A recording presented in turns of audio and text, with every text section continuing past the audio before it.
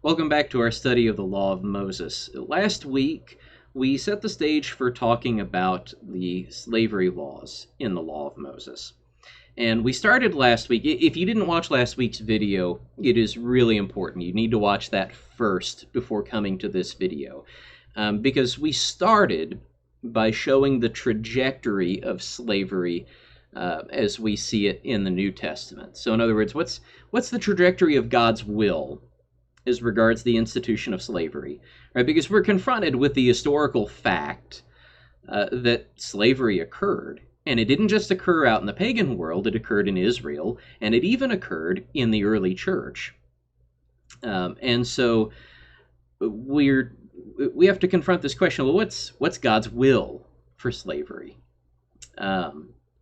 And part of that, well, a big part of that for us, is that we are still confronting the legacy of American slavery. And I know that bugs some people when that gets said. It was 150 years ago. I didn't own any slaves. Why is this still a thing? I want you to think about this.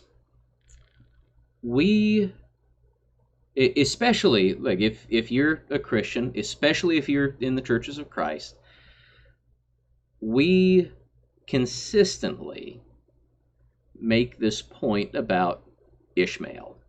So we make this point about some others as well, but we especially make it about Ishmael. You go back to Genesis 16, and you look at this cockamamie scheme that Sarah comes up with and that Abraham agrees to. God has promised them an heir, a son, and they can't believe that it's going to happen through Sarah.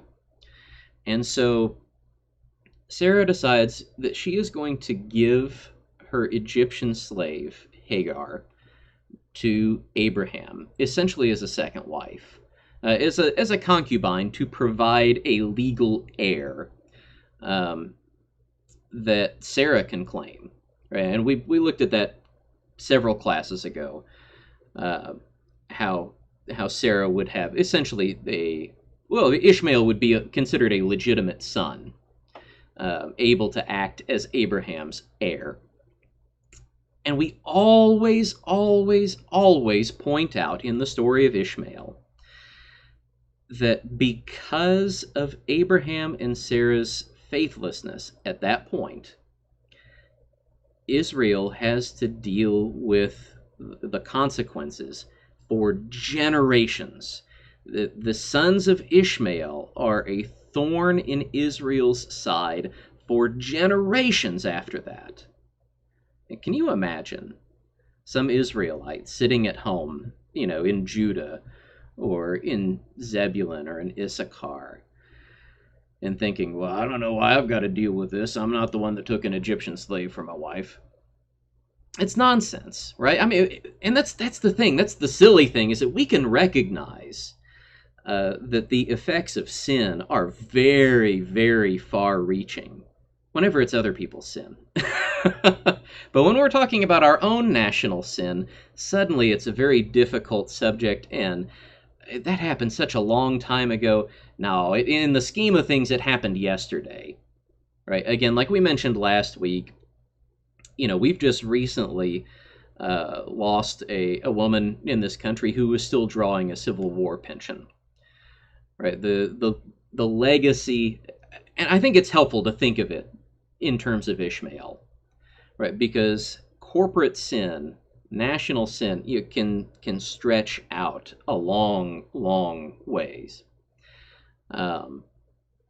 And even individual sin, like we see in the case of Abraham and Sarah, their individual sin has corporate consequences for generations. And I think it would help us to understand the legacy of slavery in that light. It's something that we are still. You look at what's happening out in the world today, in our country today, and it's part of that legacy. It's trouble that is connected to that legacy. We're still dealing with it, and will very likely still be dealing with it years down the road. The thing for us is to commit to doing that properly and biblically. And so as we're looking at the law of Moses, I want us to take special care to also approach things in a broader biblical perspective so that we're not getting wrong ideas about God's will for slavery based off of a relatively narrow context and some misreadings of the law, because those have both been problems for us historically. You will find people, like we said last week, trying to defend the institution of American slavery using the Bible. And we showed last week, we began to set the stage last week to show how that's illegitimate.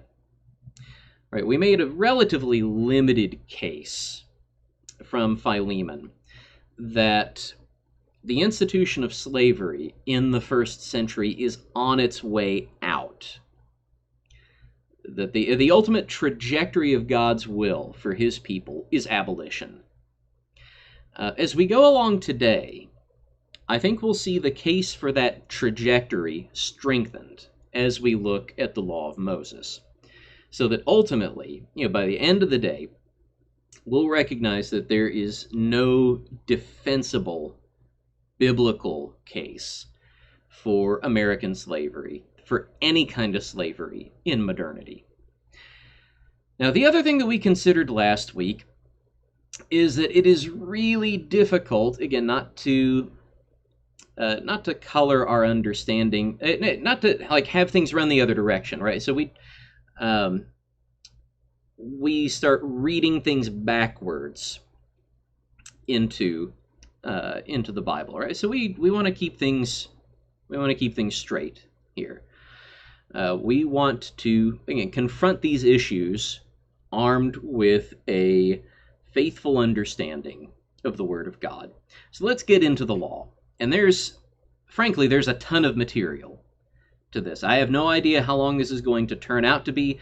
As you're looking at this on YouTube, the timestamp is probably going to be relatively big compared to some of the other classes that we have done in this series. From this point out, I'm going to try to move a lot faster than I normally do. And we'll just see how fast we're able to go. I want us to start by looking at what kinds of circumstances put a person into slavery in the law. Now, the sorts of circumstances that we're going to look at are generally true of all of antiquity, by the way, right? Not just Israel. So the sorts of things that would get you into slavery in Israel are also the sorts of things that would get you into slavery in the broader ancient world. Let's start in Deuteronomy chapter 21, verses 10 through 12. When you go out to war against your enemies, and the Lord your God gives them into your hand, and you take them captive, and you see among the captives a beautiful woman, and you desire to take her to be your wife, and you bring her home to your house, you shall shave her head and pare her nails. Now, this is not the whole statute. Right? We've cut it short here, because the statute focuses on women taken captive in war. We'll read the rest of that statute later on when we focus on that specific circumstance, but what I want us to see for now is the general circumstance. Israel goes to war, God gives them a victory, and they take home captives as part of the spoil. This is one of the most common ways to acquire slaves in antiquity. And we know from history that every nation in antiquity did this. We've got several other biblical examples, so it's not just Israel taking captives. We saw Assyria takes the northern kingdom captive. Babylon takes the southern kingdom captive. We see, those are just a couple of examples. It's all over the place in the history of Israel. Other nations going to war, engaging in conquest, taking captives. And yeah, when you look at the example of Babylon, right, they left people behind to work the land as vassals, but they hauled off tons and tons of people to be slaves throughout the empire, mainly in and around the capital. Right, the people who were left behind in the land were a minority, and they were the poorest of the poor left in the land. We have we have lots of historical examples outside of Israel's history, outside of the Bible. For example, when Rome conquered the Greek state of Epirus during the Third Macedonian War, Rome took off 150,000 captives back to Rome. Right, 150,000 slaves from this one battle. For reference, that's almost 50% more than the total population of Clearwater. It amounts to just over half the population of St. Pete, the modern population of St. Pete. It's an insane number of people. And it shows you just how extraordinarily common it was for people to fall into slavery by this method, by these means. Just as an aside, by the way, since we're talking about Rome, a lot of historical estimates say that the total population of the Italian peninsula, 40% of that was slaves during the Roman Empire. So again, lots and lots of people ended up in this circumstance in antiquity. So that's one means of becoming a slave in antiquity. The other most common source of slaves in antiquity was debt. We saw a hint of this already in the theft laws. You go back to Exodus chapter 22, the first 4 verses. If a man steals an ox or a sheep and kills it or sells it, he shall repay 5 oxen for an ox and 4 sheep for a sheep. If a thief is found breaking in and is struck so that he dies, there will be no blood guilt for him. But if the sun is risen on him, there shall be blood guilt for him. He shall surely pay. If he has nothing, then he shall be sold for his theft. If the stolen beast is found alive in his possession, whether it is an ox or a donkey or a sheep, he shall pay double. All right, so the thief, like we saw a few weeks ago, has to pay back a multiple of what he stole. Now, what do you do with the guy who can't pay? The law says you sell him off. He becomes a slave. That is the general rule for all debt that cannot be paid in antiquity. The collateral for your debt is you and your family. Now, we're going to cover debt slavery in particular in greater detail in just a minute. But first, we've seen 2 really common means of becoming a slave. The third, which we're not really going to cover today, is being born into slavery. There are some provisions in the law for inheriting slaves. With Hebrew slaves in particular, we'll see that there are protections not just for the slave, but for the slave's family that would result in them being freed. But those are the 3 main methods, the 3 main causes of slavery in antiquity. Captivity due to war, debt slavery, and being born into it. Now, what do you not see happening in antiquity? First off, you do not have explicitly race-based slavery in antiquity. The closest thing to that we see in the Bible is Egypt's enslavement of Israel. But even then, we see that the enslavement is not a matter of racial superiority. All right? It's not race-based slavery like we had in America. And don't get me wrong, the Egyptians absolutely thought themselves to be superior to the Israelites. They considered the Hebrews to be dirty, flea-ridden. They're shepherds, and they don't shave. They're disgusting. You might remember that Joseph, whenever he's still playing an Egyptian, holds himself aloof from his brothers during that dinner party that he has them to. They have to sit at their own separate table, right? That's probably the closest that we get to seeing American-style racism in the Bible. You have segregated tables at that dinner party. That supremacy is why Israel was settled in the land of Goshen in the first place. Remember, at the end of Genesis, when Joseph is kind of negotiating for his family's arrival and settlement in Egypt, Joseph essentially maneuvers Pharaoh into settling them in the land of Goshen. And he does that, again, by presenting some of his shepherd brothers in front of him. And he emphasizes, make sure that you tell Pharaoh, we're shepherds, our fathers have been shepherds, we're all shepherds. So that Pharaoh will say, oh, well, you go live over there in Goshen. And that in that way, Joseph is giving them protection. But at the beginning of okay, so there is an element of supremacy to the story between Egypt and Israel. But when we look at the beginning of Exodus, the motive that we see for Israel's enslavement is not racial. It's more akin to xenophobia and nationalistic fear. All right, we'll read Exodus chapter 1, verses 8 through 10. Now there arose a new king over Egypt who did not know Joseph. And he said to his people, Behold, the people of Israel are too many and too mighty for us. Come, let us deal shrewdly with them, lest they multiply, and if war breaks out, they join our enemies and fight against us and escape from the land. These are fears that should sound familiar to us today, right? We have all these non-natives inhabiting the land. What if they start to outnumber us? What if they're not loyal to us? Right? Every single discussion that you have heard about demographic change and what that's going to do to national elections down the line, they're all explicitly about this, right? And this happens both from the Democrats and the Republicans both talk in this way. The big talking point is, the more immigrants that we have and the more children of those immigrants that are born in this country, the more and more demographically things look to favor the Democratic Party. And, a big chunk of the Republican strategy is a reaction against that.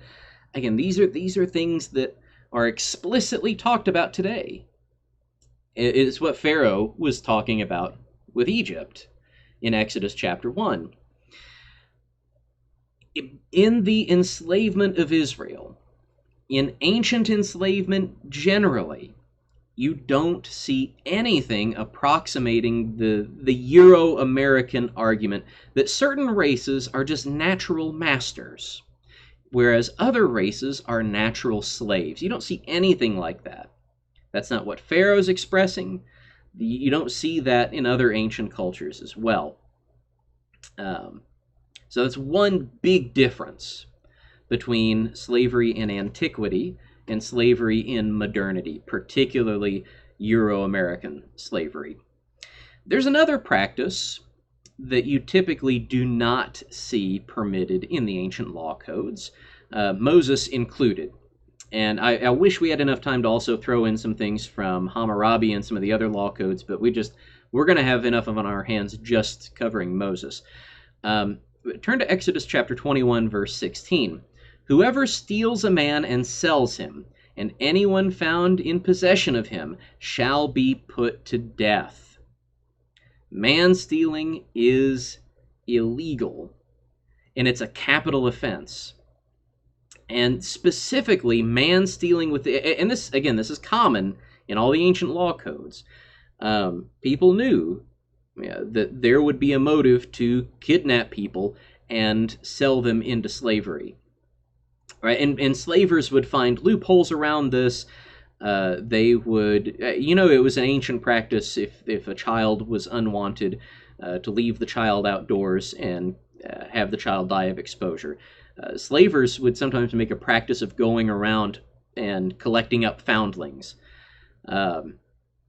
to sell as slaves. So they'd find loopholes to this. But at least in the law, it's explicitly forbidden. You don't steal a person and sell him into slavery. And this is basically the pillar of Euro-American slavery, man stealing. And it's explicitly forbidden in the law. Now we should note one final difference between the law of Moses and the practice of slavery among other ancient cultures. So not just the difference between them and us, but a difference between Israel and everybody else. Slaves in antiquity generally had no rights. You could do literally whatever you wanted to your slaves. That's why, for example, we find Potiphar's wife trying to take advantage of Joseph. Joseph is helpless in that situation. Even though, and he keeps his integrity, right? He does the only thing that he can do that's right. But it's one of those situations where if you're if you are in his position, when you win, you lose. Right? Even though he has great favor in the eyes of his master, his status as a slave cannot compare to the status of his master's wife. And Potiphar is essentially painted into a corner. He has no choice but to have Joseph thrown in prison. Even then, though, that is itself a mercy, as most slaves in that situation would have just been put to death. Slave owners in antiquity, like American slave owners, wielded almost absolute power over their slaves. And I mean, when I say you could do anything to them, I mean you could do anything to them. And we've heard some horror stories from American slaveholders and the things that they did to their slaves.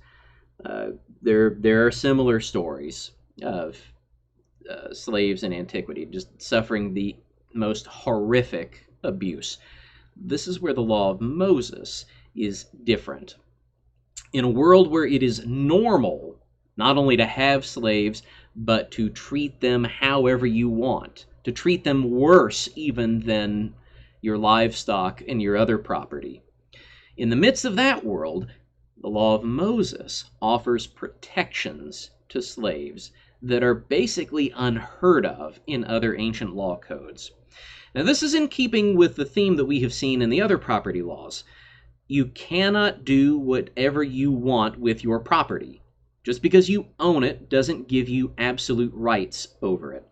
That was true of the land, it's true of your livestock and your other movable property. It's especially true, it's doubly true, it's more than doubly true of your slaves. It's so true that ultimately the attitude of the law is that even though slaves are your property, you are not to see them as your property. Let's start with some general protections that are offered under the law. Exodus chapter 21, verse 20. When a man strikes his slave, male or female, with a rod, and the slave dies under his hand, he shall be avenged. But if the slave survives a day or two, he is not to be avenged, for the slave is his money. Now, the first part of the statute is clear enough, right? You can't beat your slaves to death. You are liable for murder with regard to your slaves. This is uncommon in the ancient world. And normally, again, you can do whatever you want. You want to beat your slave to death? That's fine. It's your loss, ultimately. You're the one who's out that labor. You're the one that's going to have to buy a new slave. Right? Beating your own slave to death in antiquity was considered its own punishment, essentially. The law of Moses gives slaves their humanity. If you beat your slave to death, you are a murderer. And again, that is very uncommon in antiquity. It's uncommon in Israel's context. The second part of the statute sounds different in the ESV than what I think the sense of it is. The ESV's reading actually makes it sound kind of rotten. The ESV's reading sounds to me like, well, if you beat your slave and you keep him alive a couple of days and then he dies, you're okay. He doesn't have to be avenged because he's your property. Right? It sounds completely rotten. Whoever translated this for the ESV, I think, botched it. The actual sense of this statute, as I understand it in the Hebrew, and as I understand it in the context of Exodus 21, we don't have time to go through and read all that, but read some of the laws before this. In context, I think the sense of this statute is, look, if you beat your slave, and he's laid up for a couple of days, but survives, then you're not liable for the injury. The fine, as it were, because the law does give out fines for injuring people and laying them up. The fine, as it were, is the lost time. Right? Any work that you would have gotten out of that slave, you don't get out of that slave, and that's your loss. Now, so in other words, this is, again, generally meant to be a protection. And ultimately, any sort of care that is rendered, can't be taken out of the slave, right? It's the master's responsibility. Now, there are further restrictions against abusing slaves a little later in the chapter. Go to verse 26. When a man strikes the eye of his slave, male or female, and destroys it, he shall let the slave go free because of his eye. If he knocks out the tooth of his slave, male or female, he shall let the slave go free because of his tooth. Now, this probably does not sound like a lot to us today, but in antiquity, this is huge. This is unheard of in antiquity. Elsewhere in antiquity, you can basically beat your slaves however you please. Again, if you've got a good, if you've got a slave who's a good worker and you bust his eye out, your loss is that now you have a slave with one eye. In Israel, though, in the law of Moses, if you abuse your slave in that way, so that you destroy an eye or knock out a tooth, or I would dare say we should interpret this more expansively, right? If you're maiming or crippling your slave, if you're causing some permanent incapacity in your slave goes free. You have not just lost that labor, temporarily. You've lost all of that slave's labor forever, and that slave goes free. Now, as we've said, we're going to see in our study how the law offers some unique protections to slaves at literally every turn. Right? These couple of restrictions probably don't strike us as too impressive, especially from a modern context. We're going to keep seeing more and more protections, and we're going to see again at every facet of slaveholding in antiquity. The law offers protections for slaves and holds slaveholders to account. Let's turn our attention to some of the specific causes of slavery. We're going to turn first to debt slavery and some protections that are offered to debt slaves. For this, we're going to turn to Leviticus chapter 25, and we're going to start in verse 35. If your brother becomes poor and cannot maintain himself with you, you shall support him as though he were a stranger and a sojourner, and he shall live with you. Take no interest from him or profit, but fear your God, that your brother may live beside you. You shall not lend him your money at interest, nor give him your food for profit. I am the Lord your God, who brought you out of the land of Egypt to give you the land of Canaan, and to be your God. Now, we're going to study this statute in more detail later on when we talk about debt in the ancient world. But I want us to start here, because remember, the norm in this situation would be for people to be sold off into slavery. If somebody is poor and can't maintain themselves, that's when they start picking which of their kids they want to get rid of first. And I don't mean that jokingly. I mean, that's seriously the process they would go through. Sell the kids first. But the law seeks to head that whole process off, right? When the rest of the world would be considering, again, who to sell off first, the law says, Instead, the first response to someone falling into extreme poverty, the kind that would normally lead you to debt slavery, instead, the response is charity, to provide for the lack. Israel is to lend, but not at interest, not for profit. Their relatives are to give on their behalf, again, to keep them afloat. So that's the first layer of protection that the law gives. Try to head off debt slavery altogether, if possible. But if the situation becomes so dire that someone has to sell himself into debt slavery anyway, the law provides protections for that as well. All right, let's pick up again in Leviticus 25, verse 39.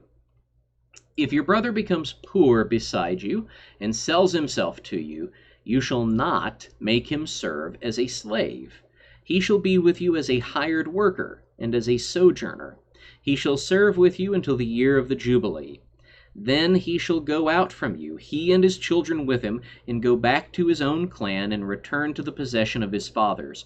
For they are my servants whom I brought out of the land of Egypt. They shall not be sold as slaves. You shall not rule over him ruthlessly, but shall fear your God.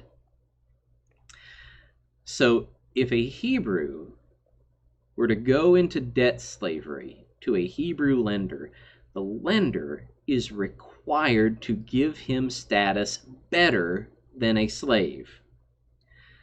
Right? He's not to treat him like a slave. He is to treat him as the same status as a hired worker.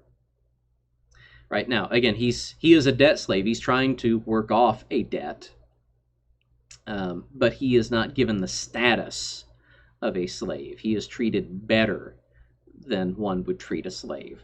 And furthermore, that lender is required to let him go at the Jubilee. The debt is canceled, and the debt slave is freed at the Jubilee. Now, while we're talking about status, we should also note that female debt slaves are usually afforded better status and better protections under the law. Again, this is where the law of Moses is exceptional among the ancient law codes. Typically, and this is a big stereotype, typically women in the ancient world are treated worse, and they have no protections and no rights. In the law of Moses, they actually receive additional protections. We'll look in Exodus chapter 21, verses 7 through 11. When a man sells his daughter as a slave, she shall not go out as the male slaves do. If she does not please her master, who has designated her for himself, then he shall let her be redeemed. He shall have no right to sell her to a foreign people, since he has broken faith with her. If he designates her for his son, he shall deal with her as with a daughter.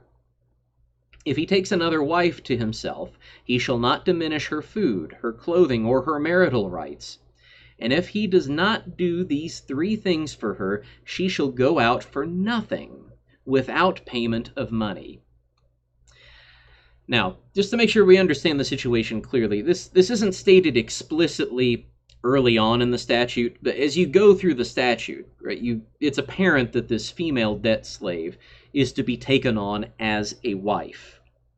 Right, that's what the law means by, if he's designated her for himself, the law says, that is to be his wife. That's the purpose of acquiring a female debt slave in the law, is to be taken on as a wife. What this does, and again, from a modern perspective, this might sound really perverse to us, but we've seen things from the ancient perspective already in terms of marriage. What this does is it affords this woman status, it affords her provision, and it affords her protection. And you can easily imagine, by the way, all of the ways in which a master can abuse his female slaves. You don't have to look far for that. You don't have to reach far back in our own history to see exactly what kinds of abuses happen in those circumstances. Read any history, any decent history of Thomas Jefferson, for a modern example. I forget the exact number, but I want to say he had 8 of his own children enslaved because he was raping his female slaves. Here's the thing, men don't change. And so the law requires that this female slave not be taken on as an object of abuse, a sex object to just be raped at will, but to be taken on as a wife and to be offered protections as a wife. So first off, if the man buying her ends up not liking her, he can't treat her like property. He cannot sell her off to somebody else. He either has to keep her and keep providing for her, or he has to offer her back to her family. And he is the one in the wrong, right? He's the one who has broken faith. Again, it's not just that, it's his property, he can do with it as he please. No, he is held in the wrong for breaking faith with her. She is treated as a wife rather than a slave. All right, the second provision, if instead of designating her to himself as a wife, he gives her to his son to marry, he has to afford her the status of daughter. And that includes a lot of things. Remember back to our studies on marriage in the law. He's responsible for providing for her. Not talking about the son who's to become her husband, the father. By treating her as a daughter, he has to provide her a dowry, right? The insurance, essentially, in case something happens to the son, she has to be provided for. She is given something. So again, she's not treated as a slave. Third provision, if he decides to take a second wife, and we've talked in previous classes about the circumstances in which a man would take a second wife in antiquity. But if he takes a second wife, then he has to continue to give this woman first wife status. So that's a lot of protections. And then the law adds another stipulation to this. If the man who buys this woman does not abide by these rules, if he doesn't offer her these protections, then the woman goes free for nothing. And remember how she ended up in slavery to begin with. She's sold. Right? Again, this is talking about debt slavery, in essence. That's generally the reason why you would sell people off, is to cover debt. And if she's not afforded these protections, she goes completely free. And again, the understanding is that debt is still canceled, right? She is still accepted as payment for that debt. The debtor doesn't owe anything for her walking free. All of the obligation is placed on the man who buys her. Notice that in these statutes, there's no obligation placed on the woman. All of the obligation is placed on the man who buys. And again, we see how the law affords slaves better than slave status, which again is unheard of in antiquity. Now, there are additional protections offered for, well, we saw in the Jubilee laws in Leviticus 25 that debt slaves have to be released at the Jubilee. The law doesn't just provide for that during the Jubilee, though. The law offers some additional times of release for debt slaves and some additional protections that go along with that release. Let's go to Deuteronomy chapter 15. We'll read verses 12 through 18. If your brother, a Hebrew man or a Hebrew woman, is sold to you, he shall serve you 6 years, and in the 7th year you shall let him go free from you. And when you let him go free from you, you shall not let him go empty-handed. You shall furnish him liberally out of your flock, out of your threshing floor, out of your winepress. As the Lord your God has blessed you, you shall give to him. You shall remember that you were a slave in the land of Egypt, and the Lord your God redeemed you. Therefore I command you this day.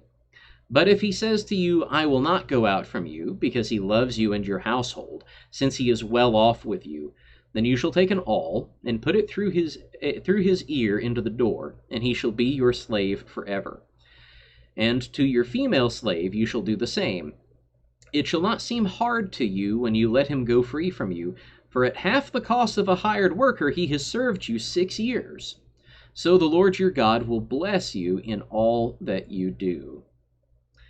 Now, we should note that this statute is given in the context of debt relief, right?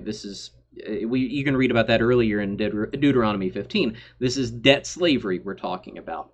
So the Jubilee is not the only time of release for debt slaves. A Hebrew can only be kept for 7 years as a debt slave, at which point all of his debts are forgiven and the slave is freed. And beyond that, he is given provisions to start a new life for himself. Again, this is absolutely unheard of in antiquity. Notice that the debt slavery does not end when the debt is paid off. Right? Although if the debt were to be paid off earlier than the 6 years, he would go free at that point. But let's assume he's got a debt that he cannot pay off in that time. It doesn't matter. He goes free. And more than that, his debt is canceled. And more than that, He is given the materials to make a fresh start so that he doesn't end up in this circumstance again.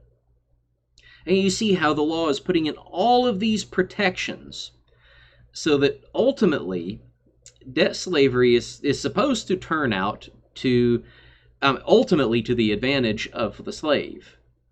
And this is something that we see in this particular provision in Deuteronomy 15, where in circumstances where a Hebrew slave is kept on past his term, beyond the 7 years, it's always at his discretion, at the slave's discretion. And it is always for the slave's advantage. Again, you look at the reasons why the guy decides to stick around, right? If he says to you, I will not go out from you because he loves you and your household, since he's well off with you, all right, well, then you can make him your slave for life. But it's his decision, and it's based on what's good for him. In other words, extended slavery is offered not as a right or an indulgence to slaveholders. It's offered as an option and a protection for slaves. Now, that might not make a whole lot of sense from a modern perspective. We'll come to that more in a moment. But consider the picture that we have painted of antiquity over the course of our class. Subsistence farming is the norm. Extreme poverty is the norm. It's extremely hard to provide for yourself and a family. It's extremely easy to fall into debt.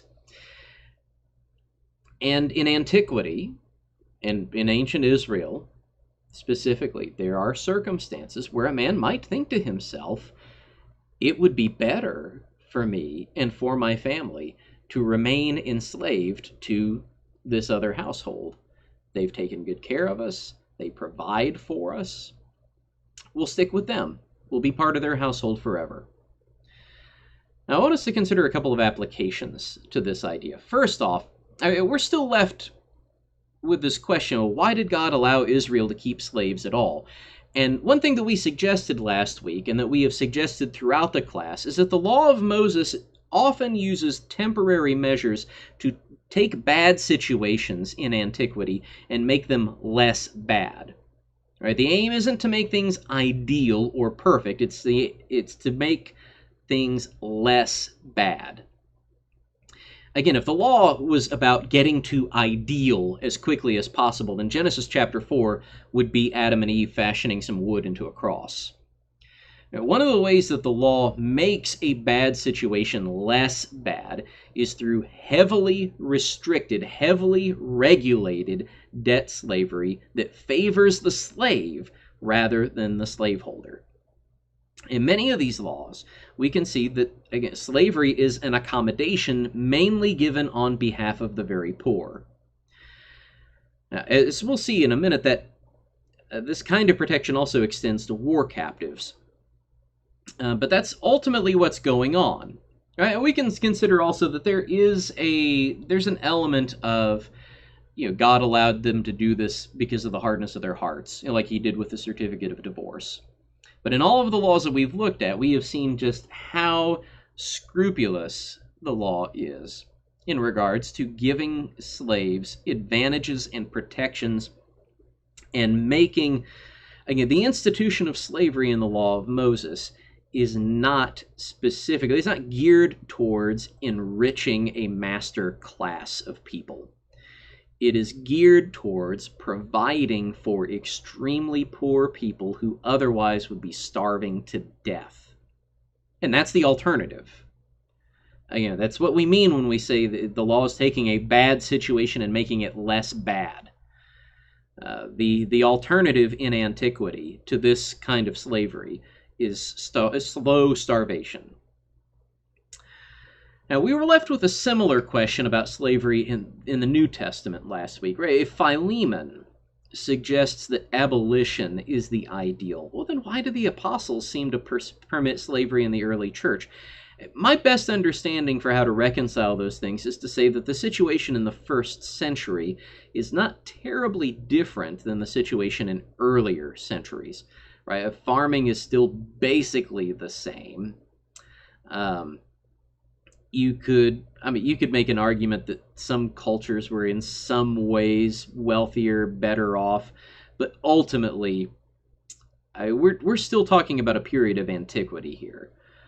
You're still We see all kinds of people here, the Gospels and in Acts, who are extremely poor, living at subsistence, who basically still need these protections, right? And as you go through the provisions in the New Testament, again, we see that things are aimed pretty much entirely at protecting and benefiting the slave in those circumstances.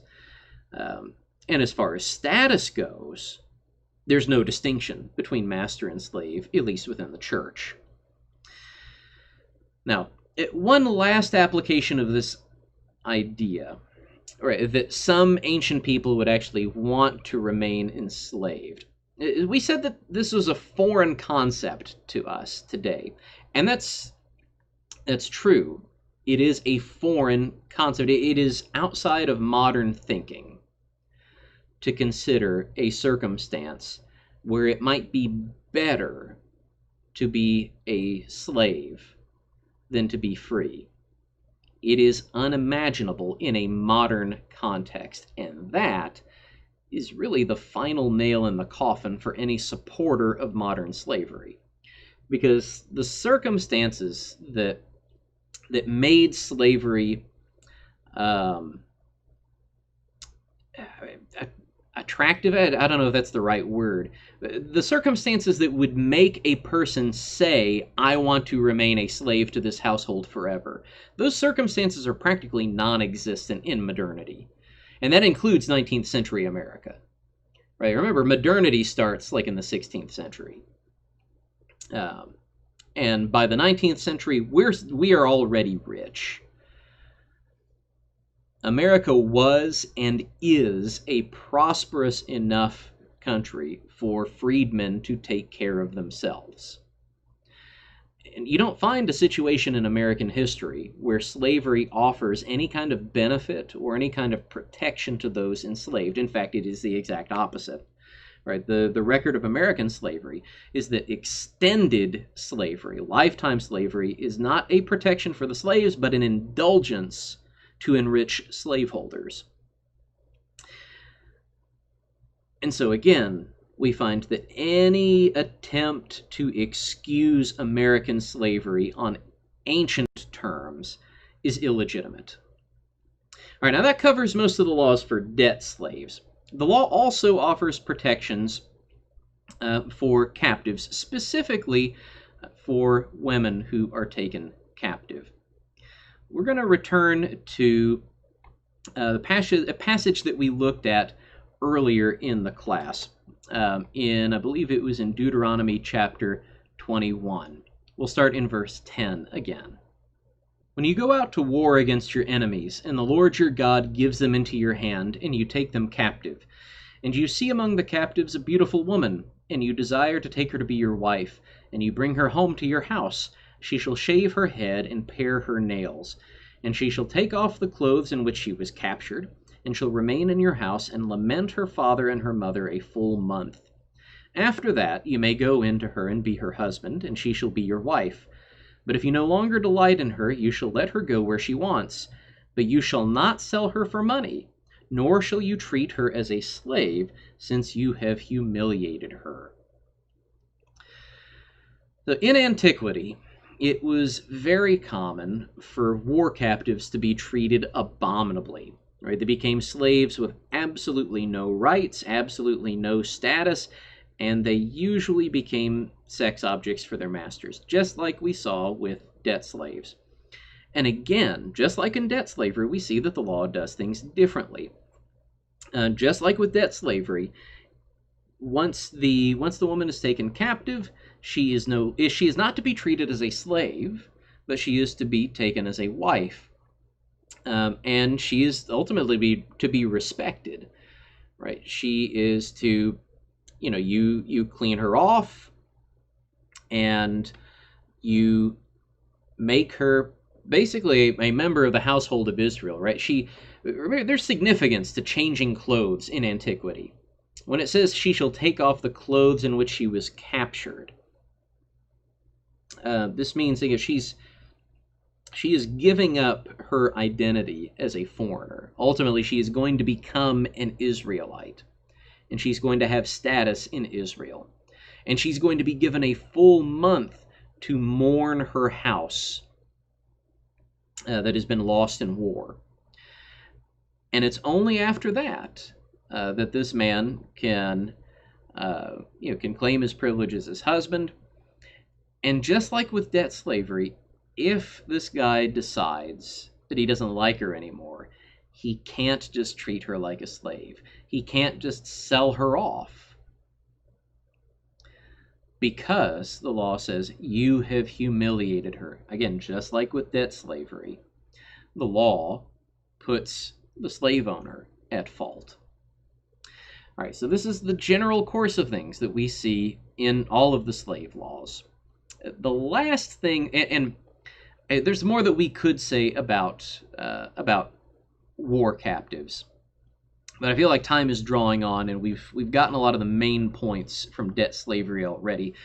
There's one last thing that I want to look at. I want to look at the overall trajectory of the law as it informs our understanding of God's will regarding the institution of slavery in human history. I want us to go all the way back to the Exodus. As we saw in many places in the law, God invokes Israel's experience as Egyptian slaves. In practically all of those statutes that I read, there's some mention of their time in Egypt. You used to be slaves, God says. He appeals to that in the laws. Israel is to treat their slaves differently than everybody else treats their slaves, because they themselves were slaves. Now, this connection between the Exodus experience and Israel's treatment of their own slaves culminates in the Jubilee year. Right, first off, most of the Jubilee laws have to do with the perpetual inheritance of the Promised Land, right? God's gift to Israel after bringing them out of Egypt. We see Egyptian slavery invoked explicitly in the Jubilee laws. Right? In the lending law, we read, I am the Lord your God who brought you out of the land of Egypt to give you the land of Canaan and to be your God. In the debt slavery law, in Leviticus 25, we read, for they are my servants, whom I brought out of the land of Egypt. They shall not be sold as slaves. Now here, the ESV is obscuring the language a little bit. Right, the word that's translated servant is exactly the same word that's translated slave. God is saying, Israel's my slave. Right, these Hebrews that you are taking into debt slavery, they're my slaves. I brought them out of the land of Egypt. You're not going to treat them like they're your own slaves. They belong to me, God says. So you're going to treat them right. And the whole of Leviticus 25 ends with this. It is to me that the people of Israel are servants, slaves, avadim. They are my servants, that is, my slaves, avadai, whom I brought out of the land of Egypt. I am the Lord your God. Now remember what the Jubilee is all about, the character of the Jubilee year. All right, go back to Leviticus 25. We'll start in verse 8. You shall count 7 weeks of years, 7 times 7 years, so that at the time of the 7 weeks of years shall give you 49 years. Then you shall sound a loud trumpet on the 10th day of the 7th month. On the day of atonement you shall sound the trumpet throughout all your land, and you shall consecrate the 50th year, and proclaim liberty throughout the land to all its inhabitants. It shall be a jubilee for you, when each of you shall return to his property, and each of you shall return to his clan. The jubilee is a proclamation of liberty. In other places, it's called a year of release. Right? People are going back to their allotment, their inheritance in the Promised Land. They go back to their clans. If they had been held as slaves, they're released.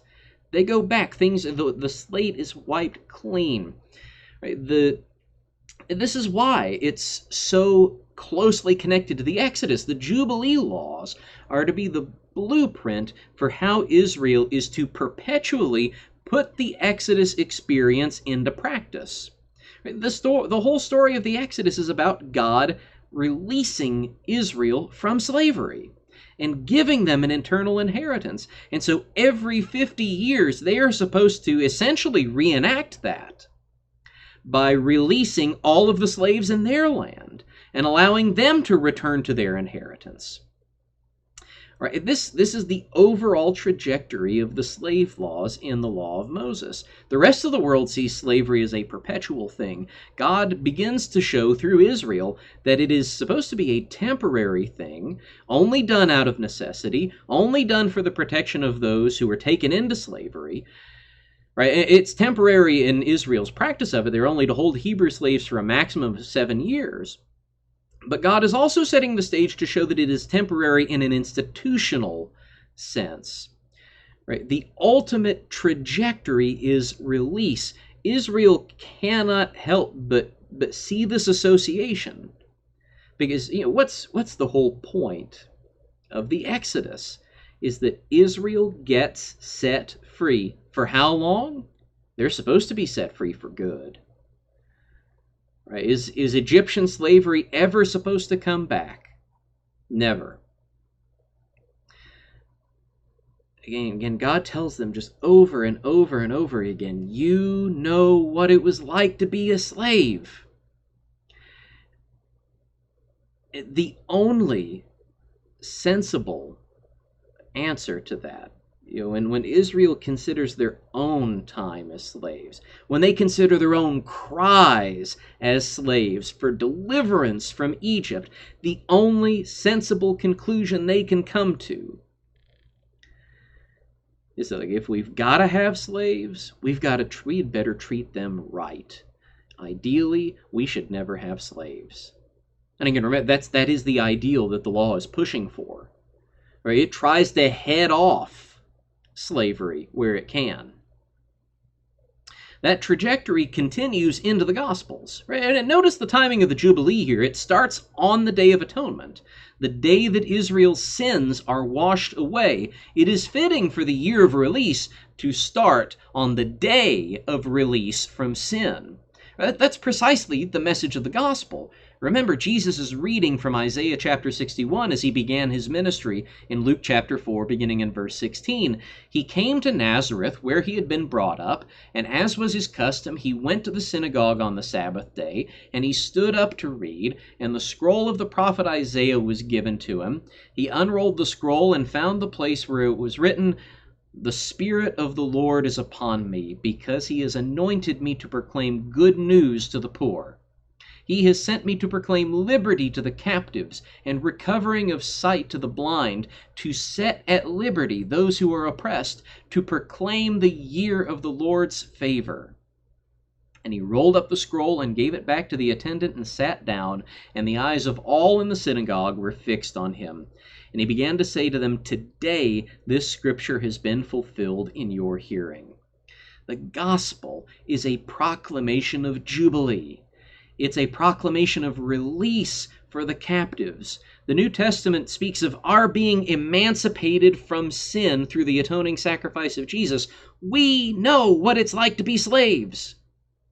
We know what it's like to be helpless and abused by the devil. And just as Israel couldn't miss the implications of the Exodus for the institutions of slavery, we should not miss the implications of the cross. If we cling to the cross, if we claim the release that Christ initiated in his ministry, how dare we try to excuse the enslavement of other people? It makes no sense. It is entirely contradictory to the gospel, which is why, ultimately, when Paul writes to Philemon, he urges him, do what is required in Christ, what is appropriate, what is necessary, what is becoming. He says, I could make you do it, but I want you to do it for yourself. Treat Onesimus not as a slave, but as a brother. Right? And Paul uses this argument, this comparison all over the New Testament, especially in Romans, that we again, we were slaves to sin, but we've been manumitted. We've been freed. We've been emancipated. And so there's no room for us who enjoy the blessings of the gospel, again, to try to cling to this institution of slavery, to try to justify it, to try to find loopholes for it, to defend it. When, again, the whole message of the law and the prophets and the gospels is that this kind of thing shouldn't happen. Now, believe it or not, there's probably a lot more that we could say just from the law on this topic. I mean, this study's been fairly exhaustive, but there are a few passages that we have omitted in this study. But that's going to have to do it for this week. Again, we've gone on, I'm not sure exactly how long now. It's been a while. I hope that this study has been edifying and that it has cleared up questions and misconceptions about God's attitude towards the institution of slavery. So next week we will, I think, I forgot to look at the schedule before I hit record. I think we'll be moving into the debt laws. It's a fairly natural segue from this point. We will consider some of these debt laws in greater detail. There are other debt laws that we have not looked at. We're going to focus on the way that, other ways that the law of Moses handles poverty. Because as we've seen, again, ultimately, the law accommodates situations where poverty might require someone to go into slavery. But the ultimate aim of the law is to eliminate poverty in as much as possible. So we'll talk about that more next week, Lord willing. Until then, take care. Bye-bye.